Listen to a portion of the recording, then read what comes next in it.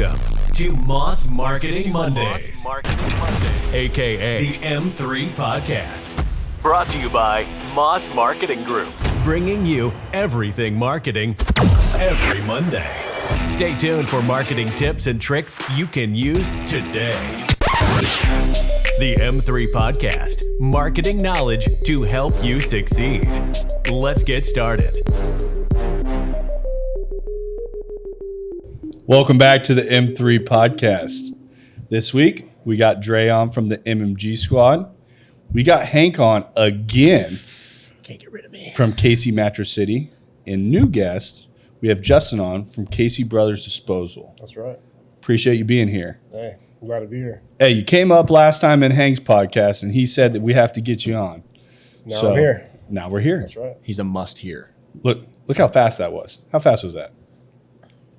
2 weeks? Hey, it's on. Quick. Very. Super fast.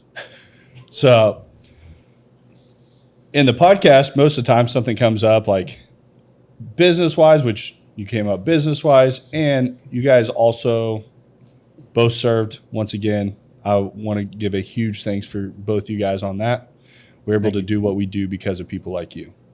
Yes, So- thank you both. Yep, thank you. Oh, thank you So- for your kind words. Appreciate that, and every other person out there to ever serve for us. Hey, to the boys, you're gonna know us. 3 Alpha. Hey, cool. Yep.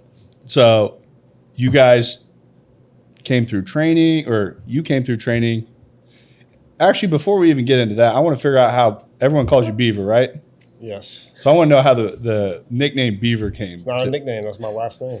That's your last name? my last name. Straight up. Oh, I thought when I saw it, I thought it was just. Nope. Oh, That's exactly what I thought my too. name. When I was first introduced to the team, that was Beaver puts in his name. Yeah. Justin Beaver, like the beaver. I just go right on. I've pretty much went by that since Yeah. high school, college. And so you have other ties to people we work with too, right?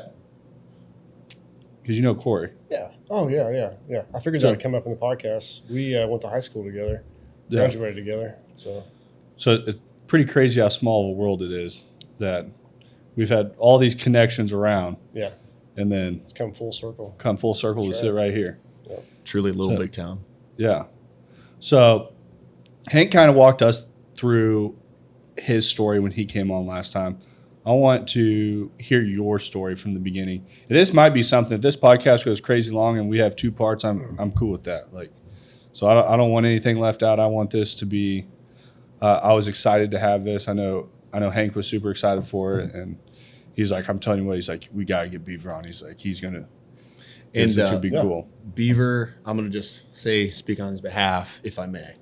Go ahead. A man of few words, but the words you say are incredibly important and awesome. So leave nothing behind because your story's awesome. Hey, appreciate you. Yeah, man. Yeah. Where does it start? Well, first off, thanks for having me. I appreciate you. I just kind of been following you guys from afar, kind of quasi-stalking you guys. I feel like I know each and every one of you, even though we just met. So, yeah, thanks for having me on. I really appreciate it. I was born and raised in Maryville. I was born in Maryville. I've lived in northwest Missouri pretty much my whole life. Were you a spoof hound? No, No. I actually didn't go to college there. I went somewhere else. So spoofs were high school, or was it? No, I went to Savannah. I went to the same high school as Corey. Oh, Yeah. So me and Corey played football together, graduated together. Corey's a good guy. So Great guy. I've known him for a while. So he was actually one of those people that I feel like as we've progressed in business, I've told people like we don't have clients, we have friends, and it's one of those people. I'll call Corey, and we'll be driving down the road and talk for 30, 45 minutes about who knows what. Yeah. And it's His pocket when you had both him and his brother. I mean that interview was awesome. Yeah. His story, and I've heard about him through Beaver before, but then to watch it and get a little more insights, I'm like, these are just awesome guys. yeah, just his Really story, good guys. just kind of how he came up. He definitely beat the odds, as you probably already know. But yeah, great guy. Corey's a great guy. So yeah, I graduated from Savannah, and then from there, I played just your normal high school stuff. I was kind of a troublemaker in high school. Ran around, got in some trouble. Actually, let me back up. So essentially, through my whole childhood, I was very shy, so very much an introvert. Got teased a lot because I had red hair. I was scrawny, always the smallest kid in my class. And then Bet they don't want to run into you now. He's the albino silverback. You just got some back on him. Yeah. So didn't play. You know how most kids play pee wee football. I played backyard football, but we never really had the money to play pee wee football because you gotta buy the pads and you gotta pay the dues, and so I actually didn't play football until I got to 7th grade because then you can start playing in school. But of course there's tryouts, but I've never played organized football, so I tried out. Of course I'm the smallest kid, not very athletic. I'm like, hey, we're going to do this. So I tried out. Well, there's always the A team and the B team. A team's a real team. B team's just the Giants. Just kind of trot those guys out there and let them have fun. But lo and behold, I ended up making the A team, and that was like my first win at life. I was like, man. I just remember my first contact, actually hitting someone and just how that felt. And I was like, I want to keep doing this. I was like, because I was very apprehensive about that was what I was kind of apprehensive about was just the contact. How's it going to feel?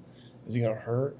Am I going to hurt someone else? What's going to happen? But no, just from first contact, it was, let's do this. I love this. And then that got me into weightlifting, and that kind of is what I was actually just talking to another friend about. Just that put me on a trajectory. That got me out of my shell. Kind of became more assertive, aggressive, able to stand up for myself.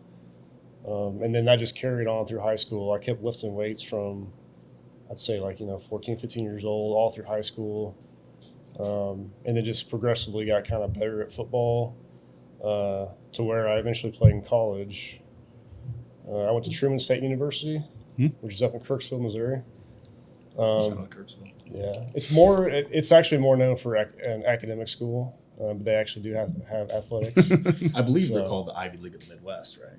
Yeah, I've heard that. Something like that. I've heard that. Somehow I graduated from there, but What'd you go to college for?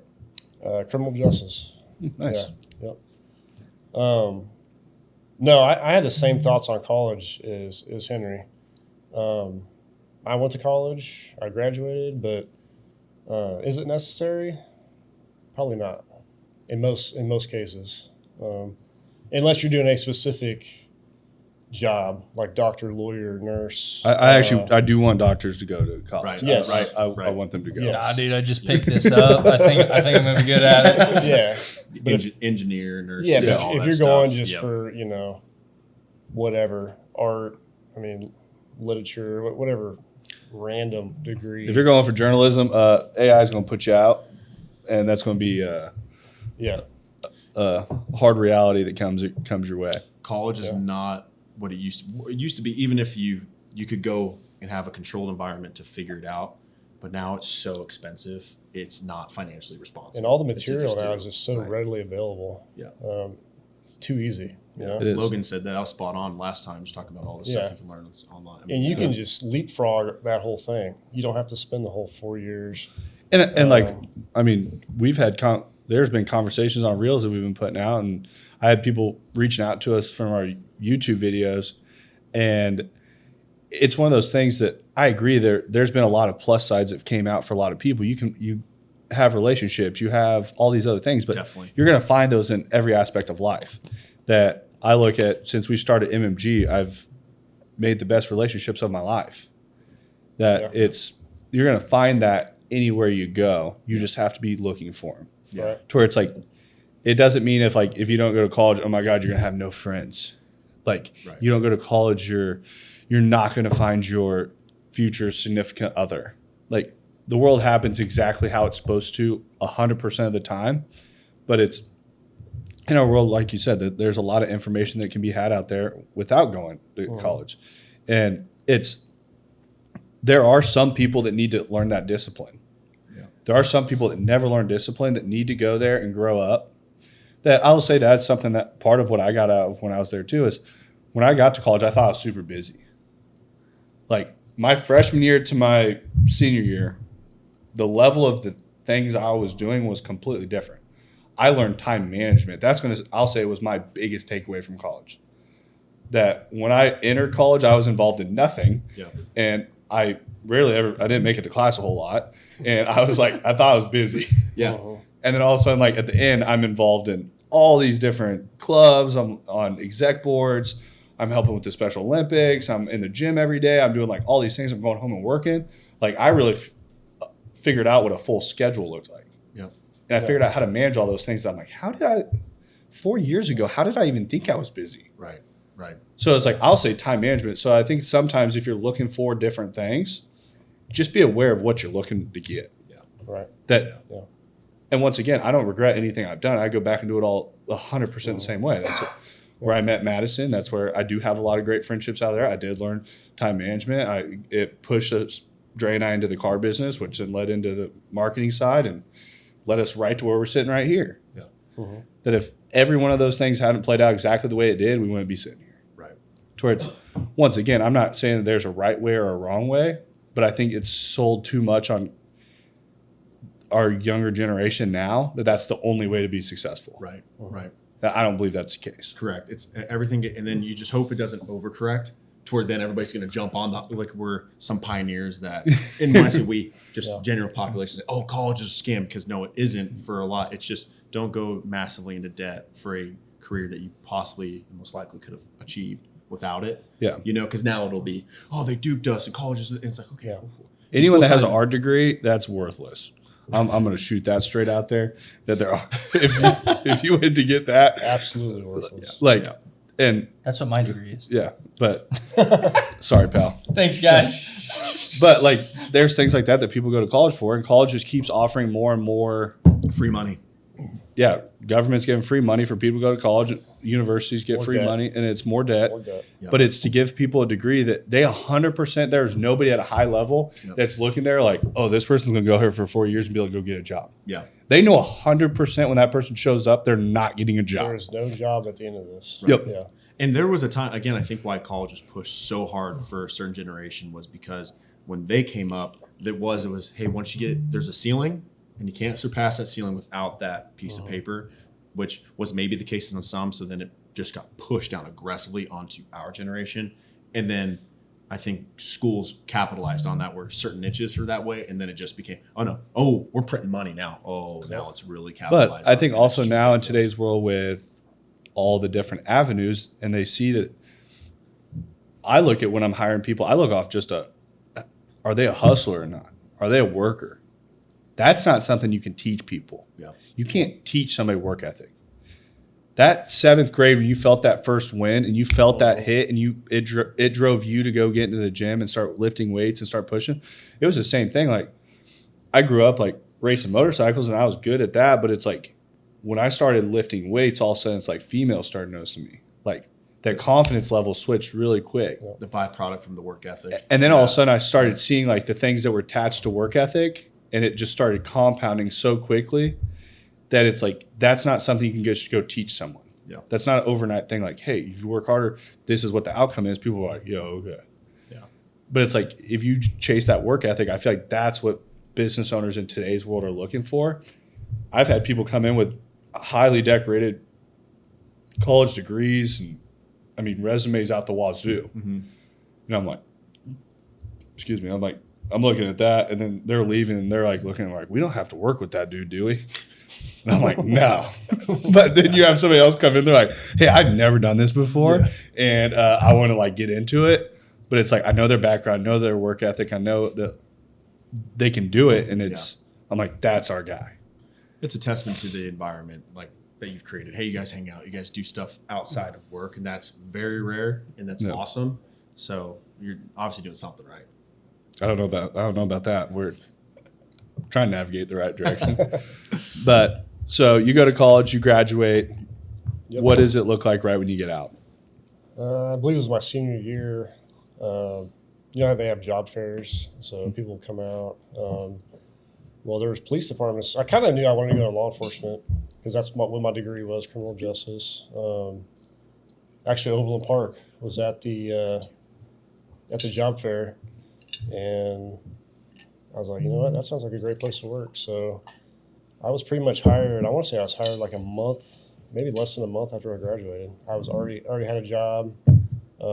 Started the academy, I think, within a month after I graduated. And Beaver, you're doing all this while playing football too, like prepping all this. Yeah, so I played football through college, which that's like a full-time job. Oh, 100%. 100%. Yeah, any like athletic, because you're doing winter conditioning, you're doing spring practice, spring ball, then the whole season. But you always have meetings, film, workouts every day, and then you got your classes. And you look at the other students, you're like, what do you do with your life? Man, because you have all this time on your hands. Yep. You know, so You're like, I get 4 days off a year, bro. I definitely watched the athletes in college, and I mean, they were busy. Like it was full time.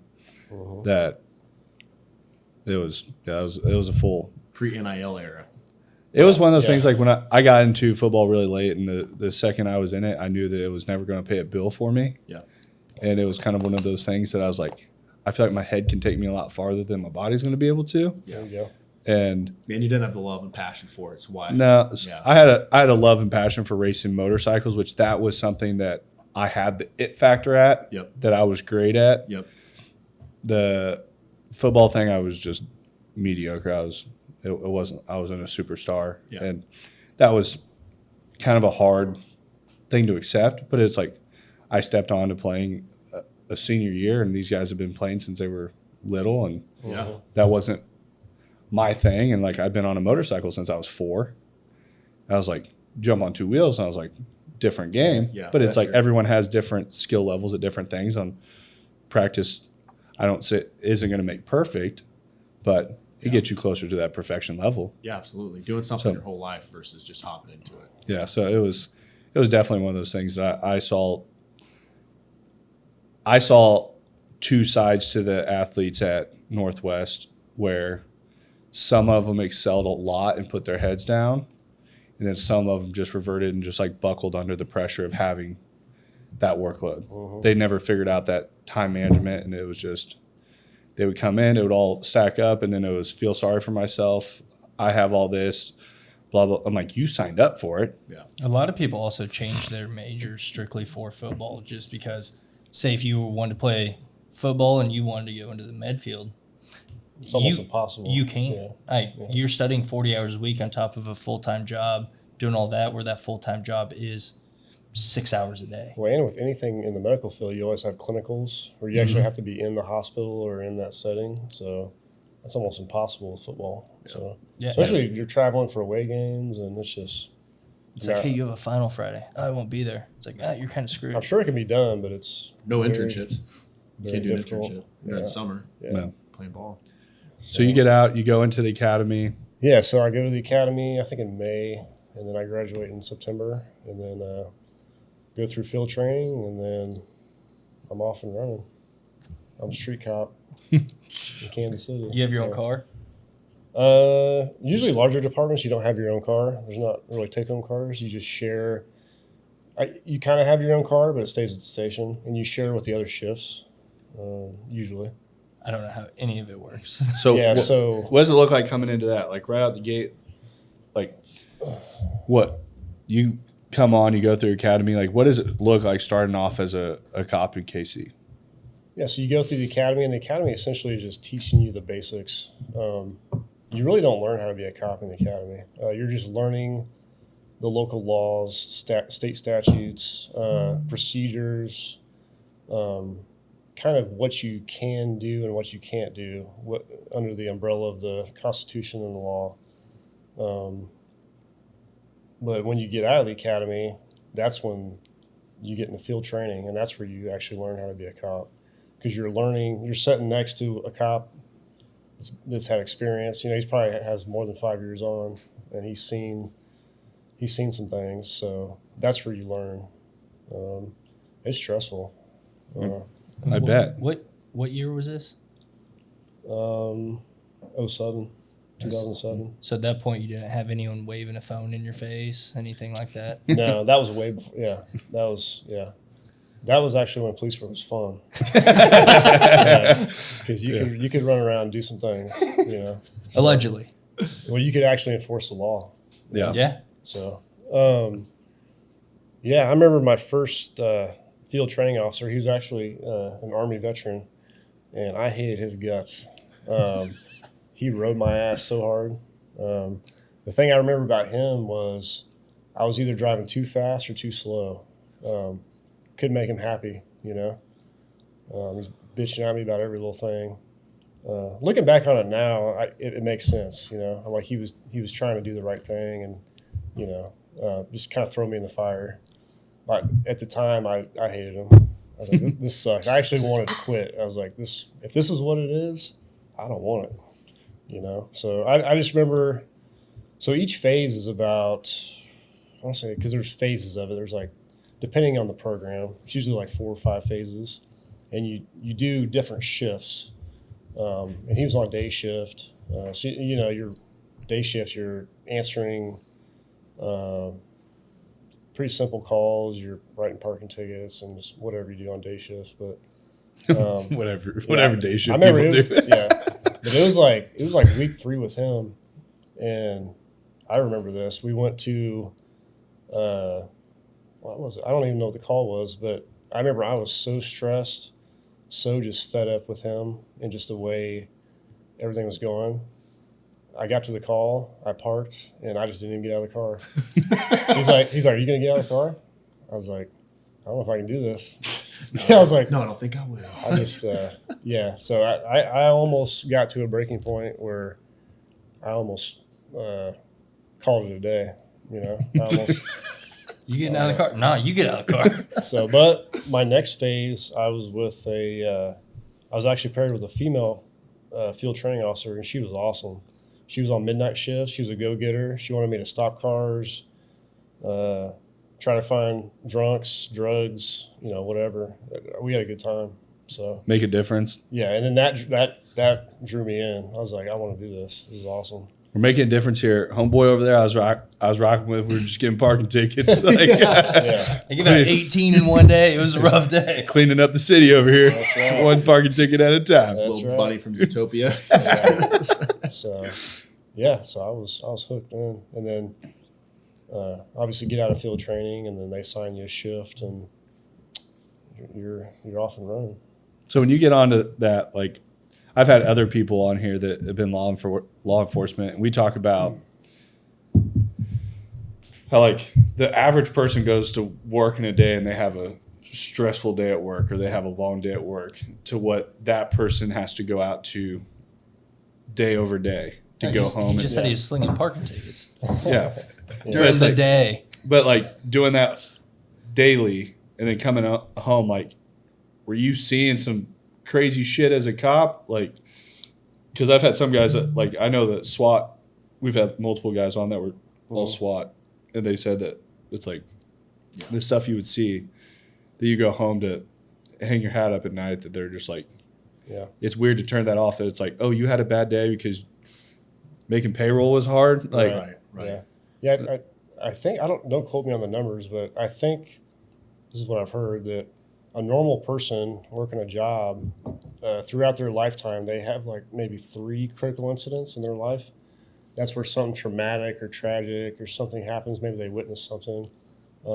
I think in a police officer's career, they have, I want to say it's like over 600, like critical events. yeah. No, my first day on the job, first day I ever put the uniform on, bank robbery in progress. That was the very first call I responded to. And that guy had robbed, that was like his 4th bank he robbed. We were on kind of on the tail end of it, but got in a short pursuit. And all I remember is my FTO jumps out with a shotgun And the dude's like, getting out of the car, and money's falling out of the car. I'm like, holy shit! Like this is like TV. I was about to say. Are we playing Grand Theft Auto? Let's I go. was like, Sir, some of your spending money's come on stone. so what do I do? Yeah. What do I do with my hands? Do we take a bag? I don't know. Yeah. In the movies, they always grab one of the bags and they keep it. Yeah. Is this our bonus? No, coming out of the academy though, you don't really know shit. I mean, you learn an FTO, and then FTO gives you all the knowledge and skills to actually go out and do the job, but you still don't really know. Like, What's FTO? oh, sorry, field training. It's like, Just field training. yes, you get out of the academy, and then they put you with a more experienced officer for, it could be up to, maybe 6 months or so. Were you not listening just now, Dre? No, I We heard just that. went I over just it. didn't know. the acronym FTO, field training officer. It's Yeah. it's like Yeah. on the job training kind of. You don't know what a QB2 Hey, so fee whoever's is? listening and wanted to know, you're welcome. You There know you what go. a CQB fee? Yeah. So that whole training deal, that was 6 months long, and then that's when you're fully ready to go by yourself. Yeah, so my academy was May to September. What was that, 6 months? I don't know, 5, 6 months? Yeah. Yeah, and then you do an additional 5 to 6 months with another experienced officer. And it's like a crawl, walk, run kind of thing. Like first, you're not doing shit. You're not driving. You're not on the radio. You're just observing him do his job. So you're kind of just learning. Then eventually he'll let you drive, but you're not touching the radio. Like, that's one thing people don't realize is I still hold that rule. If I'm driving, no one's touching the radio. that's right. Yeah, but it's multitasking on steroids. Like, because you have to drive, listen to the radio traffic, what's going on, calls being put out, officers, different locations they're responding to. You have to also drive the car, look around the area, see if you see anything, like a car to stop or maybe a crime in progress. And then you got the computer that's feeding you information. Like the call you're going to, they'll send the called notes to your computer, So like if you're going to a domestic, it'll say, Joe, is whooping the shit out of Mary, and Mary's calling, and Mary needs help, and they update the call. They just don't tell you over the radio, make it like a lot easier on you. They do, but it's just more in depth on what's actually going on. Gotcha. So there's just a lot going on. So when you first start, they don't want to throw all that at you, and then that's just getting to the call. Oh, and then you got to figure out how to the address and actually how to get there. So you just have a whole lot of shit running through your mind, and then you actually get there. Then you got to know, you got to be able to handle any situation. Why have they not figured out some technology with all the fancy cars that we got nowadays that just have this all built into a car? Right. Like what? It is. It's a laptop if right there. If you had just a Tesla screen there that just had it all live feed into your car. Yeah. And then you have like your maps at the top that they just put in the address and it automatically pops up on your maps. Yeah. Hey, there's a multi-million-dollar idea.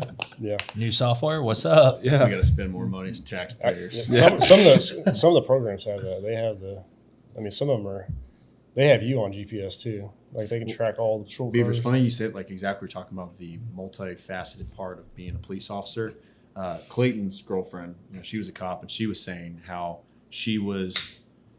her FTO was driving the vehicle every time all through training. So he was operating the vehicle, and then she would be handling. So he was doing half, she was doing half, or vice versa. She drove and so she never had any hands-on experience of running the whole thing on her own. He never said, "Hey, you're going to handle all of it." Yeah. So she said on her first shift, she said it was so overwhelming because she hadn't had the training and the experience to do it all on her own by herself. She said it was so beyond what she could handle. Yeah, and I was like impressed that I was like, oh my, I didn't take that. So that's like the crawl, walk, run kind of phase. Mm-hmm.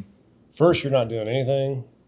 Then they kind of let you do a few things, and then towards the end, you're doing everything, but they're just observing you. And just and they're just kind of feeding you little hints here and there. Hey, you might want to do this or that. Hey, this is how I might handle this call this way. Some departments. So my second department I was at, the last phase, the FTO would actually not be in the car with you. They would just follow you around in a different car. That's good. So it's almost like they're not even there. Yeah. So what are they observing when they're following you around? well, there's still there's a whole grading system. They grade from the beginning of shift to the end of shift. They grade you on, and there's different categories, and they just observe the way you handle everything, the way you handle calls, the way you write reports, your appearance, everything. Yeah. So how long you? Because I know at some point you transition into going military. So what kind of you were in cop? How long did you do that for? You were in cop. Yeah. You're in cop mode. You're in cop mode. When did you go to army mode? I was. When did you change the suit? Yeah, we're going to Dre with his words. You went from black to camo. Blue to green. Yeah, when I went blue to green. Yeah. So I was a street cop for about 11 years. That's a long time to be a street And I think I worked midnights like 10 of those years. Holy shit. I was sleeping all day, working all night, and I did that for like 11 years straight. And you and Mike were teammates together, or how was that? Yeah, me and Mike Mosier, who he passed away in 2020. He was killed in the line of duty. He's a stud. Yeah, me and him worked midnights for like 4 or 5 years together. Yeah, it's just, so that's part of the reason why I kind of got out of it. It was just, it's a very stressful job. And then just the shift work, the working nights, you're working holidays, you're like the critical incidents, they start to mount up, or they start to, it just takes a toll on you. So yeah, after 11 years, I always wanted to join the military. I have a lot of family members that were in the Army, dating back to World War II. A couple of my family members were in World War II. I had 2 uncles that were in the Army, and my dad was in the Army.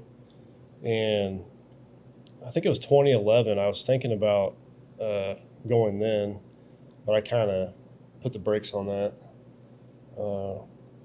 Just because I was comfortable. I was living my life kind of how I wanted, and I didn't want to get out of my comfort zone. But then finally, I got to the age, because there's an age cutoff for the military and for airborne, because I knew I wanted to do something not regular. I wanted to do, like special operations type stuff. So, and there's a cutoff age for airborne, which I think was like 34, 35. And I was getting there. So I was like, you know what, it's either now or never. And I just decided to pull the trigger on it. So that's how I went from blue to green. So Want to do something easy. Yeah. I was going to say, is that just like overnight thing going, man, I'm getting kind of old. You know what? Fuck it. No, it wasn't overnight, because I'd been thinking about it since 2011. I was actually thinking about going the commissioned officer route. That's actually what I was going to do. Until you start looking into it, I'm like, I don't want to do that. That sucks. Like, I want to actually be on the boots on the ground, like shooting people. You know what I mean? So what's the transition look like between the two? So what's it look like the day comes and you're like, hey, you know what? This is what I'm going to do. What does it look like hanging up the blue, going green? Like, how does that all work? I actually just walked in the recruiter's office, and so I'd read books and watched stuff on YouTube. I wanted to mentally prepare myself for this. Actually, I read Sua Sponte, and that book that book is pretty much all about how to be a ranger in Ranger Regiment, the selection process, just kind of what the whole life is about. I read that and I was like, that's what I want to do. So I went in the recruiter's office. I said, hey, I want an option 40. And they're like, option 40? I don't think they really even knew what it was. Option 40. You didn't read the book? Come on. Yeah. Oh, believe me, these recruiters. They definitely did. No, these recruiters don't know. I don't even know if they even know what a ranger is. No, and like it's shocking how the disconnect of knowing what each little subgroup are in the military. It's crazy. How do you become a recruiter? Just curious. Good question. Yeah. I don't know. You tell us. You tell us, world. Tell us in the comments. Yeah, so I walked in. You. Yeah, so I walked in. I said, But yeah, I know I look pretty old, but No. yeah, trust me on this one.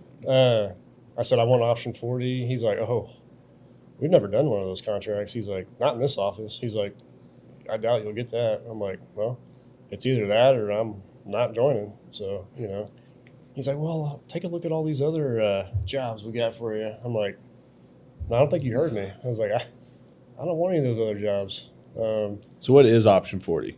It's a Ranger contract, which essentially almost guarantees you a spot to go to Ranger selection, RASP, Ranger Assessment and Selection Program.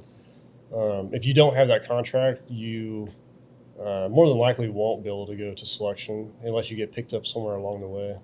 Gotcha. Either in basic training, airborne, or somewhere else. Or you get to your regular unit and you try to put papers in to go.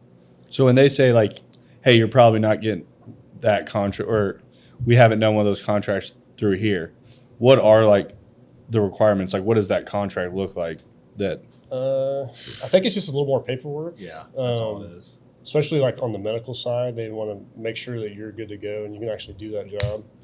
They want to make sure you meet the requirements. I feel like you said that like super casually, like it's super easy. Like if I just walked in, I was like, hey, I want option 40. No, it is. And then It people is. are going to be like, I'm just going to walk in and ask for option 40. And then they're like, oh, it's just a little bit more paperwork. No, that's the issue with the Army side of recruiting to go to that. So you have 18X, which is the direct pipeline for Special Forces selection. And you have option 40, which is the direct pipeline for Ranger Regiment selection. Doesn't mean you're going to get to those selection processes, but you just have paperwork that'll guarantee as long as you keep passing, you'll get there. But there's no, at your recruiting office, there's no extra physical work that you have to do to even get the piece of paper to send you that way. All you do is basically go to infantry school, pass, next. Oh, so it's just Literally, it's just as if, hey, I want to be a cook, want to be this, want to be that. Whereas to get a BUDS contract at the recruiting station, you have to pass physical tests before you even get that piece of paper to get the opportunity to make it to selection. Gotcha. I don't know why they do that. Maybe it's to be able to have so many people that fail to get to that point that they can send them to the needs of the Army, because that's the downside. There's no guarantee. So if you mess up on your pipeline, your needs of the Army. Hey, I'm an infantryman. Yeah, but you had an option 40, so you never secured a place. You're going to go here. So then at that point, you just fall out. Yeah, and you can be sent to water purification specialists out in Alaska. Sometimes if you're lucky, again, if you have I graduated infantry school, at least send me to an infantry unit, they will, but there's still that chance you could get sent elsewhere. So it's a big risk on either route. That's That's pretty part. ballsy, though. It's like, kind of like, hey, I'm going in. This is what I want to do. I'm going to fucking make it. All in. Yeah. So Yeah. with those specific contracts, it's a numbers game. They allot so many a year. So that's why when they say we've never done one, we've never seen one, they probably haven't, because there's only so many of those contracts. Because like Ranger Regiment allots, hey, we need this many people. We want this number of contracts, people to go through selection. They just kind of know the numbers. So I don't know what the number is. It might be like 500 a year or something. I'm just making that up, but We're holding you to it. yeah. So science. yeah, so I said I want an option 40. He said, you ain't getting that. So I was like, well, you ain't getting me. Playing hard to get. I like it. And he stuck to it. He's like, nope, we don't have it. So I was like, all right, I guess I'm going home then. Back to being a cop. He actually was pushing 18X on me. He's like, he actually had a Green Beret call me. Was trying to talk me into it, and I was like, nah, because I had my mindset on that path. That's how they got me. So what was the different push? So if they're trying to push you to be a Green Beret or a Ranger, so what's like the difference of who? See now, Really, dude? I probably look like a complete idiot out here, but I'm gonna ask the question. Yeah, just to make it simple, the 18 X-ray contract puts you on that path to be a Green Beret. You're almost guaranteed to go to the pre-selection process for them, as long as you're not a dirtbag, right? You might get weeded out somewhere along the way, and then the Ranger contract puts you on the trajectory to go to Ranger selection. So you're kind of guaranteed a spot to go to selection. As long as you're not, like I said, you're not like a shitbag or something. Yeah. So, and to paraphrase the difference between a Ranger Regiment and Special Forces, the different ODA, different groups, different teams. Ranger, it's basically Green Berets are the scalpel, Rangers are the hammer. And it's like, hey, we need a bunch of Green Berets to go in and win the hearts and minds of the locals and train them how to defend themselves, how to, hey, believe in America, we're allies, we're on your side, and then be the best. And so they work in very small teams. And then they can do some stuff that we can do, vice versa, but that's their teachers and, action guys. That's just a short, quick snapshot. And then Rangers are just direct action raid units. You find a cell that needs to be eliminated, violence of action, Rangers go in, eliminate target, rinse, repeat over and over and over again. Again, some Rangers can do what they do and some Green Berets can do what they do, but that's the quick little, that Green Beret that called me, he was very convincing. He's like, I've been doing this 17 years and this is all the cool shit I've done. He's like, and with your, and actually, honestly, he was right. Like, you'd be a good addition. With my age and experience, I fit that prototype better probably than Ranger Regiment, because Ranger Regiment is just piss and vinegar, 18, 19-year-olds who just want to get after it. You tell me I was a cop for 11 years, I'm ready to fucking get after it. Yeah, I was like, I'm tired of that. He was like, I've seen more than you. Yeah. So yeah, but no, I was like, hey, I appreciate it, but no, I want to go this route. And then eventually they called me. They're like, hey, we found one. Oh, you found one, huh? Yeah, but you got to come in right now and sign it. I was like, okay, I'm on my way. So I went in and signed it, and that was it. So you signed that? Doesn't sound like that. That was it. Podcast over. See you guys. Pulled it out. They blew the dust off. Came in, signed it. We're ready to go. Yeah. Sure it is. I've been trying to find this. So you said no for 3 weeks. Here we go. And then magically they found it. So you signed this, and what is life turnaround looking like? They gave you a ship date to basic training. You go and tell the police force, hey, I'm out. Yep. Going to be a ranger. Yep. I mean, at that point, if you're leaving the police force, can they really say much? No. It's like, hey, I'm going to the Army. I'm going to become a ranger. They're just like, good luck. What a piece of shit. When you tell them that, most people doubt you. Actually, in the recruiter's office, when I went in to sign my paperwork, they're all kind of laughing and joking, like, kind of saying you're not going to make it, I think that just makes a chip on the shoulder bigger. Man. I love it. And these are guys that, I respect them, but they just did kind of normal jobs in the Army. And they're all just kind of snickering about, look at this old guy. He thinks he can go do the selection. And he's like, it's going to be hard. I don't know if you know what you're getting into. I was like, don't worry about me, man. Yeah. I'm going to make it happen. But You're stateside. I'm trying to go overseas. yeah, you're sitting behind a desk. So, what do you know? Yeah. They give you a ship date, and then you go through the whole medical screening here in Kansas City. They put you up in a hotel. Basically, the medical screening is like an all-day, multi-day process. How much medical? What are they all doing through a medical screen? They're doing it. Everything. They check everything. They make sure you can walk like a duck. Yep, you got to walk like a duck. Big move there. You got to bend over and spread your cheeks. Yeah, everything. So basically, I had to lie my ass off. Is what I had to do. It's the best part. Yeah, because I was 34 years old. I've had injuries, right? And they're picky. Like if you broke your ankle, or they may or may not take you, because to them it's just not worth it. If you already have pre-existing conditions, they want someone that's just a clean slate. They want that 18-year-old that's never, broken a bone or anything. So, yeah. So I played the game and just lied my ass off. Oh, no, I've never been injured, ever. Even though I have. 34 years, man. Never even been in a fight. I'm just lucky. What can I say? Yeah. And some of them, they're like, "Have you ever?" No. They're looking at me like, "What?" Yeah, no. I've never. You're still a virgin at 34. Interesting. Yeah. Never seen a woman naked. No. Yeah. So, so they put you up in a hotel in Kansas City. They give you a plane ticket. Felt pretty cool, that part, being in the hotel. Okay, you're like, oh, it's coming. Yeah. This is real. You know? I was gonna say, is that the point when it? So did feels you have real? that same feeling as Hank? Hank's like sitting there, like he's ready to go, like where you sitting there and you're like, huh? He's like, this is a comfy bed. I'm gonna get a good night's sleep. My roommate was kind of a psychopath. He didn't say a word to me, so I was like, oh god. Yeah. These are small rooms too. Yeah. So Stayed up all night, keeping an eye on him. yeah. I think I'm rooming with Jeffrey Dahmer over here. Just staring at you. Find out he's not even going to the military. Yeah. So Hey, where's Jeffrey I was staying with last night? Who's that? Who? You weren't supposed to have a roommate. So they give you a plane ticket. They feed you really good. At the hotel, they give you all this nice food, and they really try to butter you up. They don't want you backing out at the last minute. Yeah. Wine and dining. They drive you to the airport, get you on a plane, and then before you know it, you're in the Atlanta airport.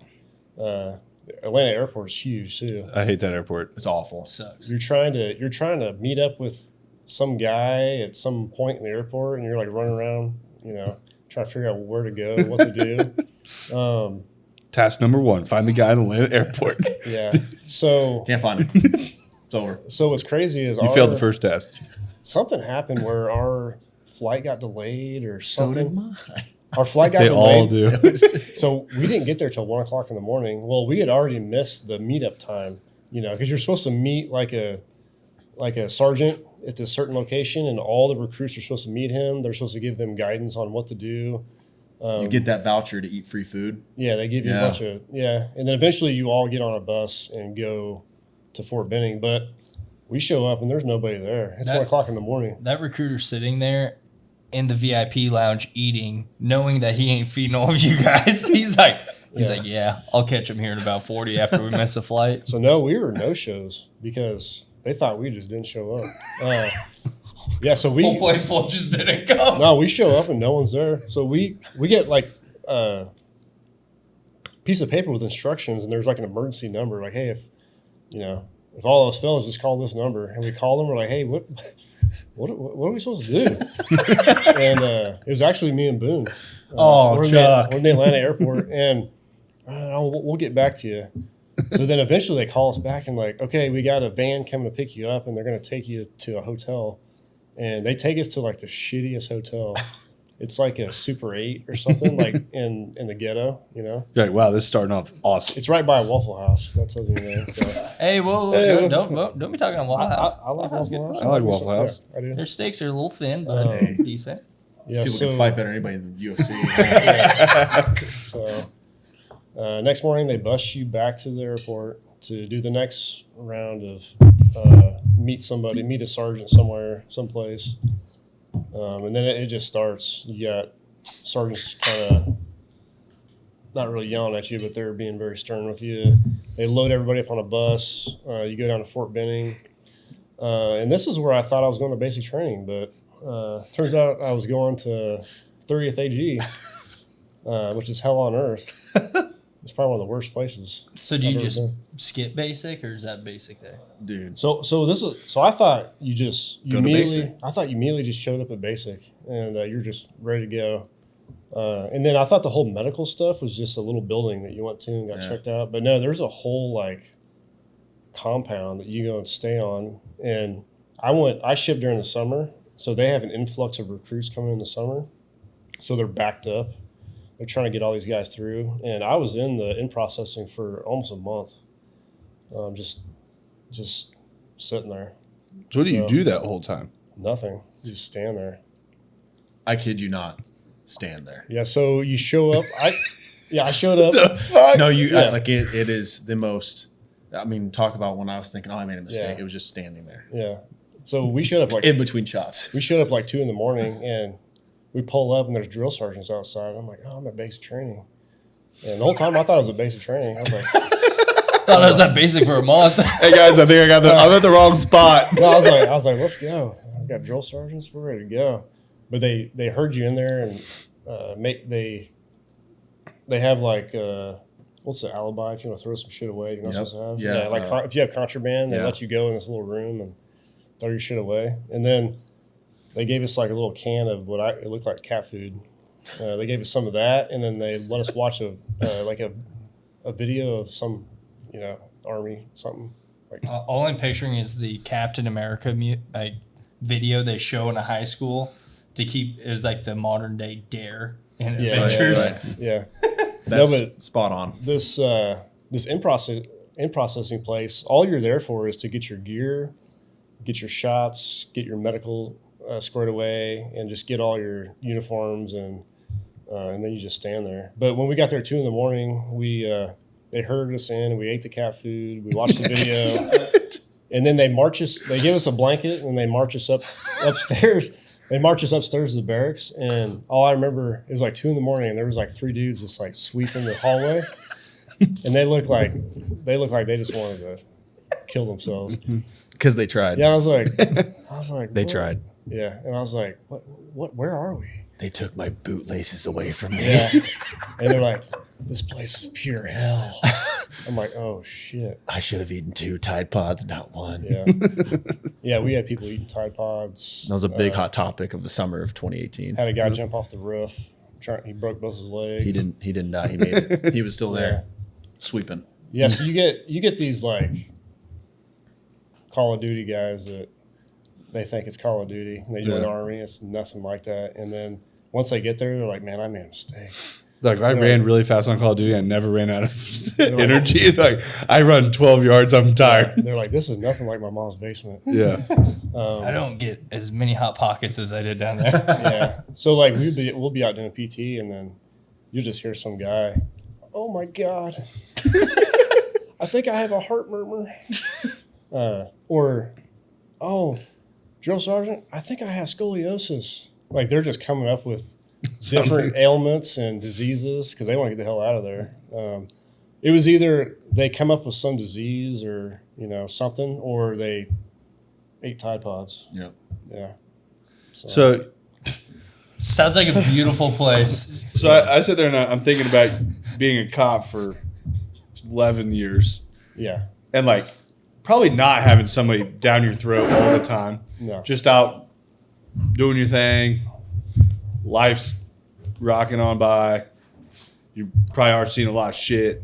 And all of a sudden it's like, I think a lot of times when I think of basic, I think of like 18, 19-year-old guys coming out that just don't have that discipline level, that are like, they need that just hard down the throat, like discipline right there at them to get that like kind of instilled. Right. So you're coming out 34. They're like, how did that go? Like, were you just like, I don't know if this is fucking for me. Maybe I made the wrong decision. Oh, I did. I was like, I made a huge mistake. Yeah, so they wake you up at 4 a.m. and you literally just go stand out on the concrete in formation. And you're not broken in standard issue boots. You stand in formation, you can't talk, you can't do anything, and then they herd you into breakfast, and then they herd you to go do shots, and then they make you stand out for a couple hours, and they'll herd you to lunch, and then it's like herding cattle. So they literally just make you stand there until their next thing? Yeah. Yep. Yeah, you're just there, Yep. existing.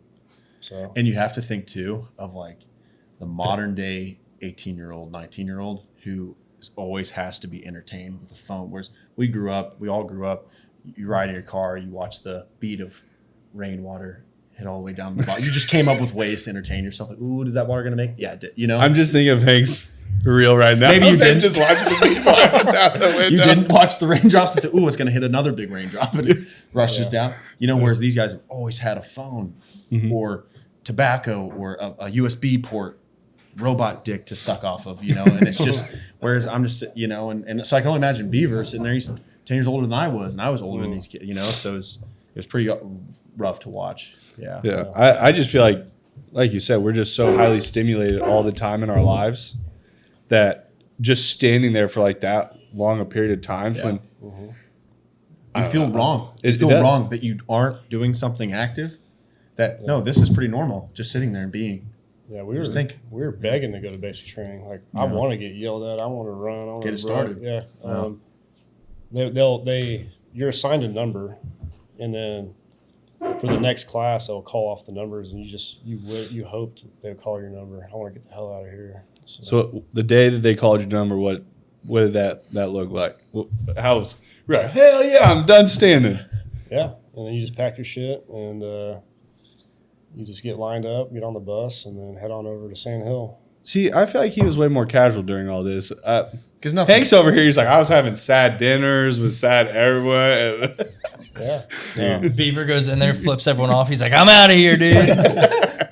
On to the next day. Yeah. Again, I'm a complete pussy.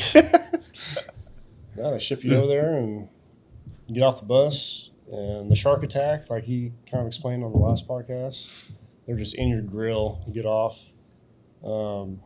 And then they have a whole pile of shit over here, heavy shit that they want you to carry, to the barracks. And then when you show up to the barracks, all the duffel bags are in a 6-foot pile, and you have like a minute to find your bag, and they all look alike. They just start playing games with you. So, and then basically, where's your bag? You're not even a private yet. What are you called? Trainee. Yeah. Where's your bag, trainee? Yeah. Fucking beats me, bro. I bet it's in that pile right there. There's a lot. That might be mine. Yeah. Since it's infantry, you have some infantry guys that have been in the Army for a while, and they've actually seen stuff. They've been to Iraq, and they've actually done some stuff. So, Drill Sergeant Bankston is one I remember. He had done it all. Yeah. He had like a whole rack. Yeah. He had some scary stories, but The type of guy you would have bought a beer for back before you joined. Yeah. Yep. But we had a rock wall kind of out by our barracks, and I just remember we would have to disassemble the rock wall and then reassemble it in a different location. So he'd be like, I don't like that wall. I don't like that rock wall right there. It looked better down the hill. And you guys have 3 minutes to do that. So we'd have to, and each rock is, 50, 60, 70 pounds. We'd all have to disassemble this rock, this like 4 or 5 foot rock wall, and then rebuild it. And then we would do that just for hours. So that's what I remember about him. But, basic training in the summer. Good time. Surprised a lot more people didn't get into construction when they got out. Yeah, I know. Skills, great at building rock walls. Yeah. So Area beautification. But so you're on this contract and you're moving right along. You get through basic. What does it look like? Where's your next step after that? So we didn't really know. So I think traditionally what they did was they do RASP first. Yeah, it used to be, so it'd be basic training, infantry school, airborne school, RASP. But what happened was a lot of guys would get their jump wings and then they go, nah, I'm not, because the option 40, it was hard to get just paratrooper contracts out of basic, but they were handing out it changes, but for a while they were handing out option 40s easier. So a lot of kids Hank said what you got was easy.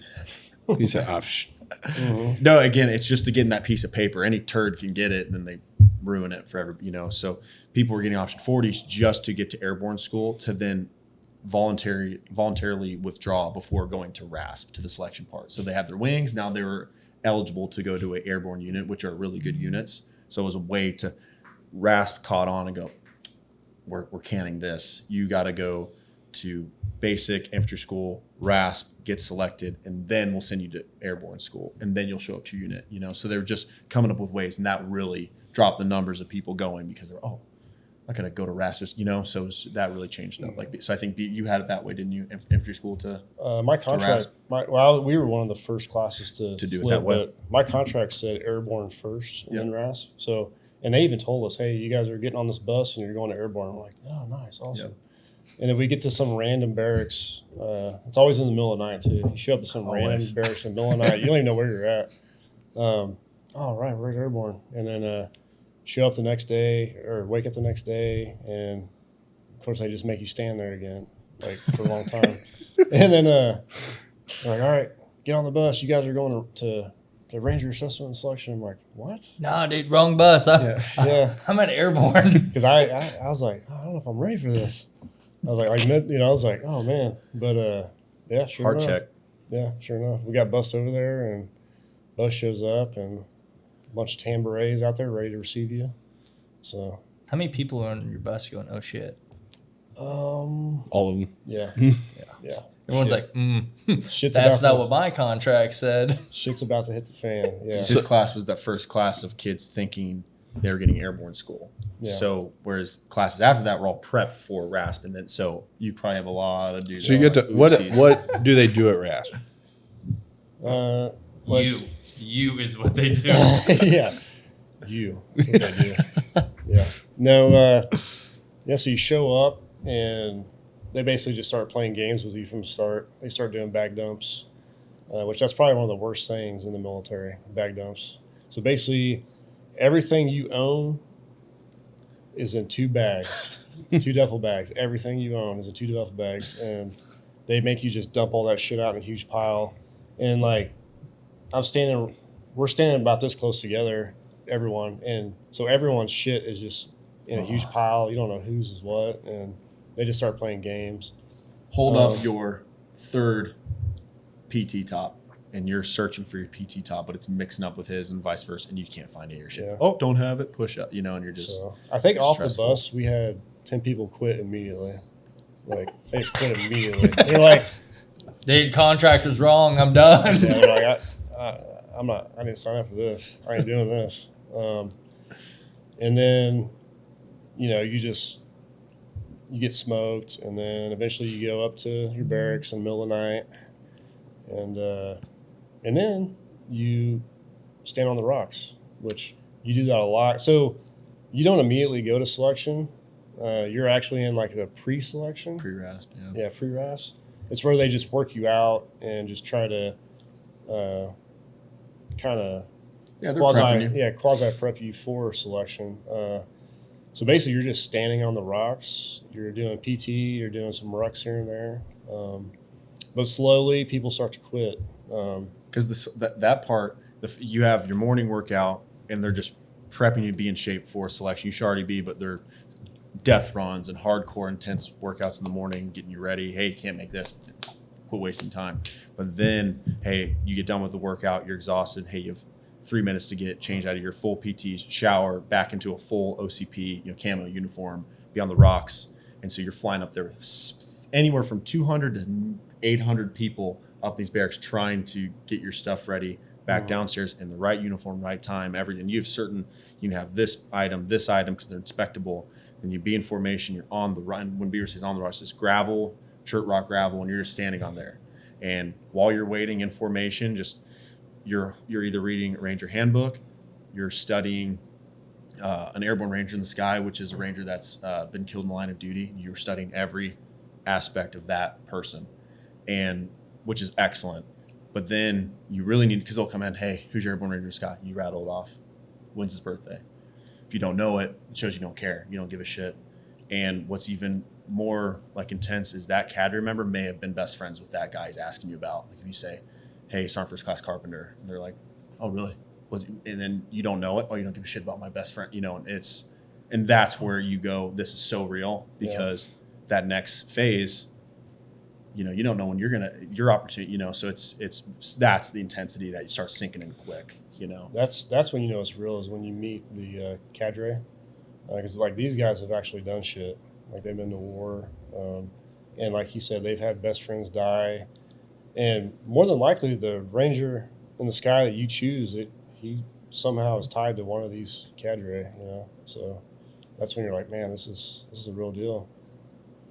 But every day, the herd thins. Every morning, somebody will be dragging their duffel bag over to the front, the front door of the cadre shack, wanting to quit. So, especially if it rains. People don't Then like it gets real sad. People don't like being wet and cold, man. When they get wet and cold, Where was this at? Like up north, down south? Georgia. Yeah. Georgia. So in the summer, being in our boat, you're just sitting there sweating, and you're standing there, and then you can only read a paragraph so much, so you're just miserable. And that's the mental toughness part, that they're prepping you just sitting there, because hey, you've had 8 hours to read about this guy. How do you not know him? Good question. Yeah. Great. I don't know. I don't know if I know how to read. I might be questioning my reading skills right now. So eventually they will do a PT test and take the top, was it 120? Yes. Something like that? Yeah. Top 120. And then that will be the next class. How many people are there? Like I said, in pre-RASP, you'll have anywhere. So when I was there was about 750 people waiting. Yeah. Because we're similar time, just influx of people. But then I've heard recently there's as little as 250 people waiting. So it just depends. It just depends, You know. But there was a stint there where it was a long line of dudes waiting. Yeah, I had anywhere from 500, 600 people. Yeah, so. Yeah.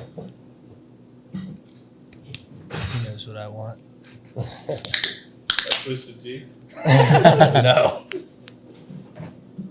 So, how long were you there at RAS? When was I there? Trying to remember. Days run together there? Yeah, I think I was there for a while. I think I got there in November because that's when I graduated basic. So from November to, I think I graduated RASP in February. Oh, I thought it was like March. a couple weeks. You were there for 5 months? Well, there's pre-RASP, which is anywhere. I mean, you could be lucky and you're there for just a week, but I know a lot of other people you're for maybe 2 months. Just depends on how many human beings are just timeline in front of you. I don't know if you heard about Bever. He was there for 5 months. Yeah, I was there for 5 You thought months. you were sad. He was almost going to put his permanent residence there. Yeah. He was about to start training the new guys that were coming in. He was one of those people. Yeah. I've been here for 5 months. No, I was. People come in with their duffel bags. He's sweeping at 3 in the morning. He's like, "You better learn your paragraph, bud." You have a fire guard. Oh, shit. No, I don't. Had it last night. No, but there's so many people there. If you just get there, they're not going to let you take the PT test because there's other guys that have been there for months. So they're going to hold off on you. And so then you got to wait, 4 weeks to take another PT test. Yep. Because they do one, like, I think every 4, because that's when, Almost every month, basically every month. because they have 2 classes going on at a time. It's 8 weeks, but every 4 weeks they start a new class. RASP is, So- phase 1 is 4 weeks, phase 2 is 4 weeks. So, I mean, if you don't make the cut on the first couple of PT tests, I mean, you could be there for a little while. But they only let you take so many PT tests before they boot you. And that's another thing. They will kick people out for failing PT tests. If you get sick, they'll kick you out. We had a bunch of guys get pneumonia, and they just kicked them out. I was gonna say you're staying there in the rain, Correct. sitting there just every day for like 8 straight hours. up And straight up it's like, chemicals. oh, bro, The strong survive. you sneeze 3 times. Guess what? Get out. Yeah. Yeah, Well, and you then- still have kids that cough and go, yeah. Yeah. just roll tongue. And you're just in, that one down my throat. Yeah. Can't wait for that. And they do a psych test, and that gets people booted out too. You know. Which I do believe that probably should Yeah. on some aspects. Yeah. So There's also Man, some they people. missed a lot of people. I feel like there's some people Problem. though that are just weak, and I feel like there's people that, I mean, if you're somebody that's just prone to getting sick all the time, like, I don't want to sound terrible, but if you're over like fighting to defend the country and the freedoms that we have, and you're like, oh well, fucking Hank's sick this week, he can't do it. you're probably not fit. Yeah, Yeah, probably not So it's fit like, for this job. Hey, I know like they said we gotta fly out tomorrow, and now you got the flu. What do you think about in 2 weeks? I only got one boogaboo here. I've I've kind of got the flu, give or take. Yeah. I mean, people got in trouble too. People try to sneak out at night because you're in a Didn't you tell them you're all or awake at night already? yeah. Do it during the day, bro. Yeah, but people do some stupid shit. They man. are. But there's a small footprint that you have to stay They call it the brown fence. the brown fence. But even then, it's smaller than that because there's only like a couple buildings, Yeah. the rocks, some pull-up bars. It's a small footprint. You live there for You're a prisoner. like me. I lived there You're a for 5 prisoner. months. yeah. Beaver's like, I broke out, do some pull ups at night, bro. I was No, like, that's literally Yeah. what Beaver was doing. Beaver would always say, shit, 3 squares and pull-up bar. Yeah. That's all I need. I'm like, man, you'd be good in prison. But you get caught. I already did my physical. I'm ready. Yeah. Dude. But you get I caught. wouldn't leaving- mess with Beaver on the yard. Nope. Nope. But if you get caught leaving the footprint, or if you get caught with contraband, you're gone. So like, You're done. what type of contraband? You Dude. already sealed there. Like Well, food. Yeah, and because so you're in this. It's like fat confined area, camp. but You're you're- in a Snickers bar, you're out. Yeah, no, yeah, any of that. Anything they haven't given you. or if you bring food back from the dining facility, gone, so they're looking for reasons because you undisciplined fuck. Like you can't just survive for a bit. You'll get all this again. Just wait. We had a dude get caught with Olive Garden breadsticks. How the fuck do you get Olive Garden breadsticks? I don't know. Yeah, I don't know. Smuggled these from South Georgia, bro. Dude, when there's a will, there's a way. Well, the cadre will come into the barracks and just toss lockers. And when I say toss lockers, like they'll just tip them over and just dump all your shit on the floor. Guys, this is still a pre. I saw breadsticks in here. This is still a pre-rasp. Yeah, you're just waiting. God, I just wish I could have seen that dude's face. Like, who's fucking breadsticks? Yeah. Fuck, dude. Yeah. He didn't even find my pasta. Yeah. I have a whole lasagna in my right cargo pocket. Pulling out a pocket like Napoleon Dynamite eating fucking tater tots. Pocket lasagna. Yeah. Pocket pasta. I think pizza got more people kicked definitely, out. Definitely. Domino's They would pizza. try to order a pizza and that would get kicked out. They just not call Domino's back. Don't fucking deliver here, dude, bro. The Fort Benning Domino's pizza restaurant probably does the most business. Do you think they ever a delivery guy's like, hey, I just want to jack with someone. I'm just gonna get a pepperoni pizza. Just show up and be like, hey, this is here for Hank. Is John here? I have a pizza for John. And there's coming up with just. I remember people were doing that. It was like, it's under. What's the name of it? Trump. Hey, I got a pizza for Trump, and it's just 10 people, just little spiders running. Get my pizza, and then run back into the hollows where they came. We had a dude. We had already got through RAS. The whole grueling process of getting through the selection. And I think we were getting our tan berets. We're going to graduate in 1 or 2 days, and he gets caught out in the parking lot eating cookies. He's that close, dude. That is the standard story. Cadres, boys, you made it. You did it. You're about to graduate. Don't fuck it up. Yeah. Every year we have one. We always do. We have one that their moms and dads, whole family flown in. They're already in their hotels, ready to watch you graduate, do the biggest thing you've ever had, and there'll be some kid that will fuck this up, and he's not going to get his beret because they're dipping. Just something. It's just wait 24 hours, dude, and then you're going to get your weekend pass, first ever. Go enjoy yourself, and they do. That's your first weekend pass since you. For some people, yeah. There's plus and minuses for different people's routes that have gotten there, but some you've only been in training for that entire time, just waiting. For some, not all. So you go through that. Then you progress on. So you go into airborne right after that? Yeah, we graduate RAS. What was your RASP? What was your RASP like? What was it? I never actually heard of your RASP. Well, you start out doing that 8-mile boot run. Yeah. What they do is they have a van full of cadre, and they will follow the formation, and probably every mile or so, a new cadre will jump out of the van. And they're sprinting full speed. It's a clip, man. Yeah. You're moving. Well, at first you're like, man, this dude's running fast. How's he doing this? And I don't know how far we're going, but I don't know how long I can keep this up. Because you always have. Also, he stops and no dude gets out. They got an 8-man team, and you don't see it happen because you're just staring at the back of the head of somebody else, praying you don't fall out. Yeah, and there's usually 3 groups. There's the fast dudes that are out just keeping pace with the cadre. There's a middle group, but that's the biggest group. You're just surviving. And then you got the third group. The van is they're about to throw you in the van, That'd be the group I'd be in. I'd be trucking along, hey dude, I'll compete in the weight room, but on this run thing, I don't think I'm not the all better not cut me. I'm not the all-star out here. The van starts picking people off. The guy that's just mowing them down, falling way back. They're like, "Get your ass in the van, you're done," and they're done. They're gone. It's over. Yeah, because they can't keep up. Key is not to be last. Yeah, so he's not to be dead last. Yeah, and then like I said, every mile a fresh cadre will jump out of the van, and you're still going. You're maintaining that full on speed. He saw the fresh guy getting out, but he's like, I was leading the pack. Yeah. So no, every day is just an event. Hank didn't see those guys getting in and out of the van. Again, I was staring at the back of somebody's head. Yeah.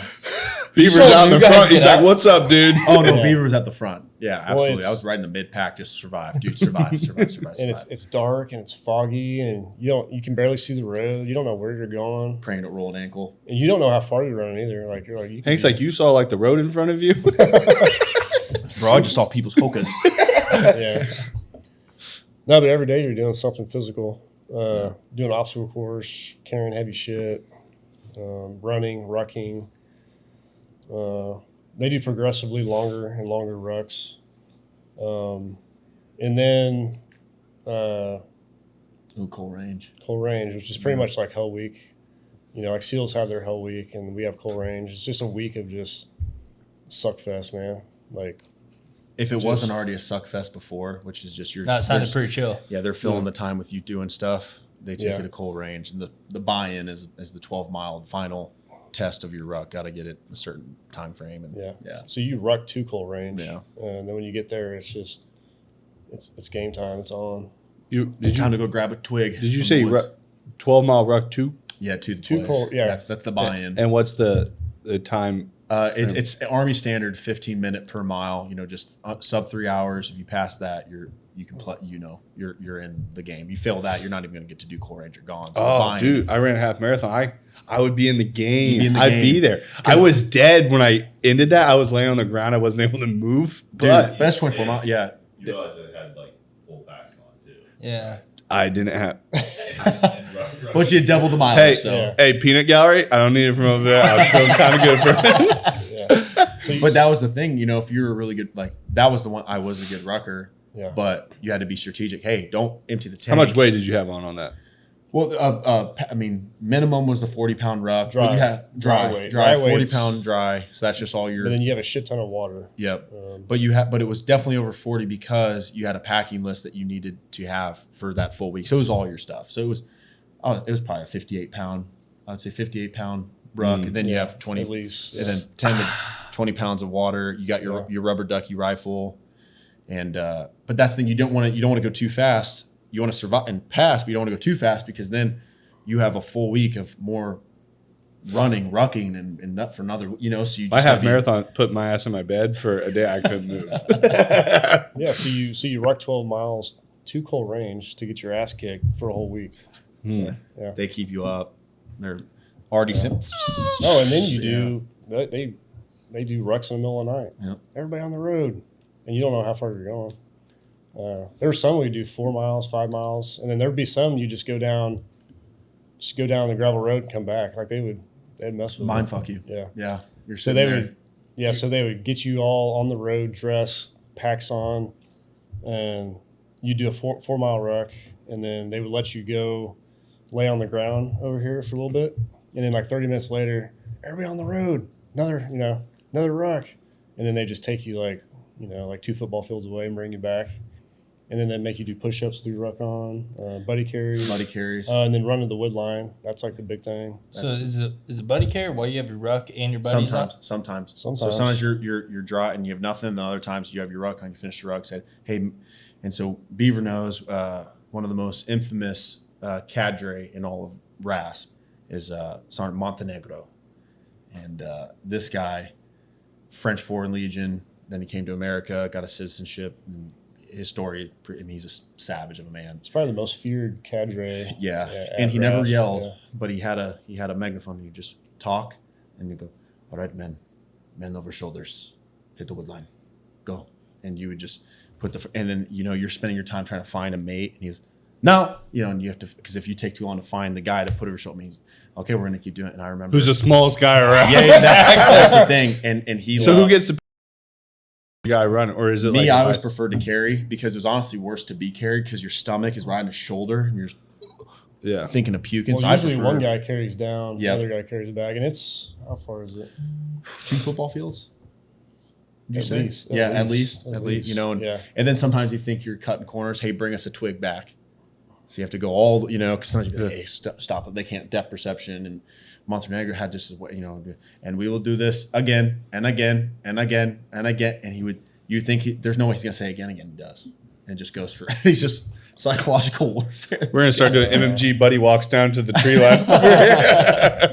We're going to come out like, shit, no one made it very far. I quit. I'm done. They all fell before they even hit the dirt. Yeah. Man. So what is it when you get into airborne school? I feel like that was something that we kind of skipped over pretty quickly on the last podcast. And I feel like that's a huge thing. You talk about everyone getting their wings. How long is airborne school? It's 3 weeks. 3 weeks. Yeah. So you got your ground week where basically you just practice falling down all day long. That's all you do. You just fall down on rocks. Yeah. Little pea, not pea gravel. What is It's that? like gravel. Little pebbles. Yeah. So they're teaching you how to properly land. PLF. Yeah.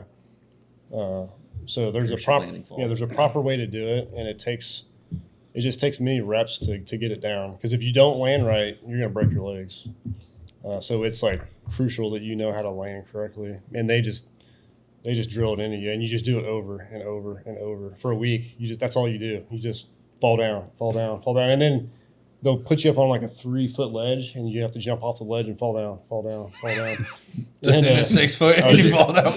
You're sore like after that week. Does anyone get hurt doing this?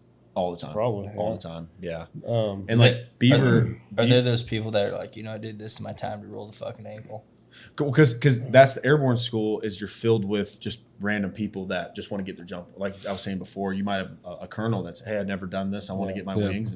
And that's what's really cool about it. That's the cool side. You're meeting people from all over the military and other branches. Yeah, you got Marine Corps guys. Yeah, Marine Corps guys. They're the Force Recon guys. They're studs.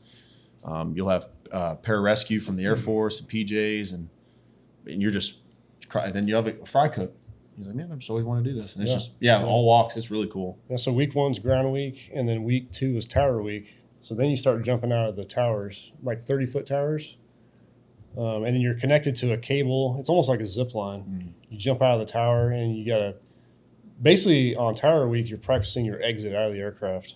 Because you have to have there's a certain method and way you have to exit the aircraft to where your chute opens properly. And so you have a clean exit. So you just do that over and over. You jump out of the tower over and over and over, and that's all you do, pretty much. I missed that course. Yeah. He's like, I don't know how I'm supposed to come out the chute, but my lines are always tied. So, and week 3 is actual jump week. Like you're actually jumping out of airplanes. So. That's when you'll get the most people quit by that, because oops, now it's real. Because you'll have some no jumpers on tower week. People aren't quite this little sketchy. Yeah, they'll see the 30. They'll look the 30 foot down. They're like, "Oh man." Yeah, never mind. But That would be Dane.